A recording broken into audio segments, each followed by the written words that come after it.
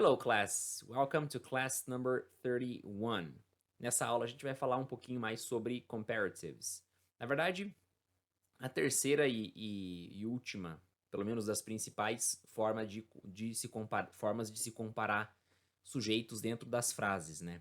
Porque assim, nas aulas anteriores, em algumas aulas anteriores, acredito que a aula número 10 e a aula número 19, salvo engano, a gente falou sobre comparativos e superlativos, né? Onde basicamente a gente tinha frases como He's more intelligent than you, you are less intelligent than him, ou seja, você é mais inteligente, ele é mais inteligente que você é menos inteligente do que ele, né? Então traçando uma comparação no sentido de para cima ou para baixo, ou seja, dizendo que um sujeito é mais ou menos. Também, né, na aula 19, salvo engano, a gente viu superlativos, ou seja, dizer que alguém é o melhor dentre um grupo de pessoas, enfim, ou de comparativos ali, de coisas a serem comparadas, ou o pior, que a gente chama de superlativo. Mas a pergunta que fica, acredito, né, pelo menos, né, normalmente ficaria é how do we get equivalents? Ou seja, como é que a gente faz os equivalentes? Ou seja, para dizer que algumas coisas, né, alguns sujeitos são tanto quanto outros dentro da frase. E é justamente isso que a gente vai ver agora. É bem simples, bem objetivo.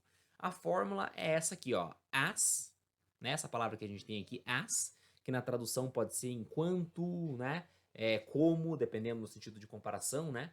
Então aqui a gente tem as, o adjetivo e as. Novamente, né, a mesma palavra. Daí o complemento. For example, you are as intelligent as him. Ou seja, você é tão inteligente quanto ele. Um disclaimer muito importante. Os gramáticos da língua inglesa dizem que essa sentença que está aqui na tela, essa frase que está aqui na tela, ela é gramaticalmente equivocada, tá? Que o correto seria dizer You are as intelligent as he is, tá? Eu tô colocando aqui porque é a que eu mais vejo na boca dos nativos, tá? Então, eu acho que é importante a gente trabalhar com aquilo que é mais utilizado, tá?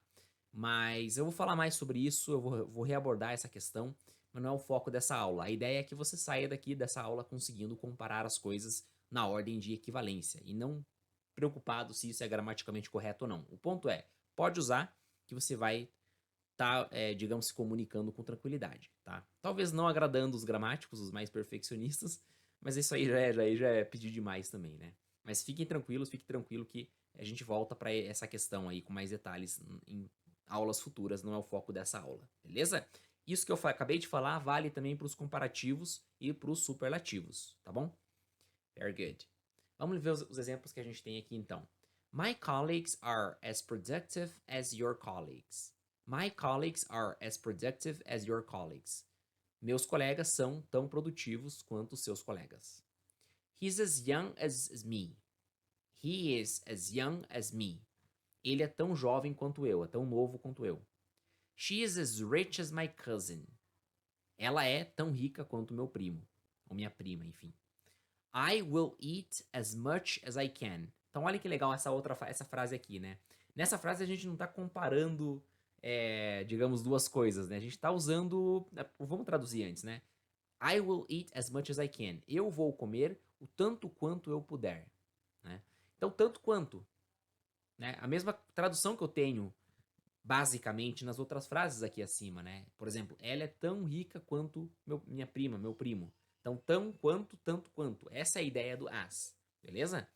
E ele pode ser usado fora daqui do padrãozinho que a gente viu até aqui, né? De as, adjetivo, as. Não, ele pode ser usado também de outra forma. Outras formas, como no exemplo do I will eat as much as I can. Beleza? Mas o foco aqui, é claro, é falar de comparação entre duas coisas, né? Aqui, na verdade, eu tô comparando o tanto quanto e o tanto que eu posso, né? Digamos, se eu colocar numa escala de 1 a 100, quanto eu posso e o quanto eu vou fazer, por exemplo, né? No caso aqui, comer nesse exemplo, né? Então, de certa forma, um comparativo de equivalência, né?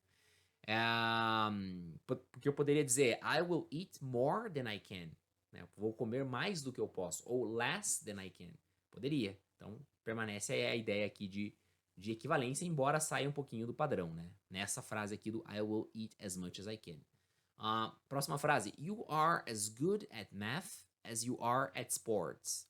Então, olha aqui como a gente consegue trazer essa frase para essa fórmula, digamos assim, de comparar equivalências, de fazer equivalências para frases um pouquinho mais longas e mais complexas até, por assim dizer.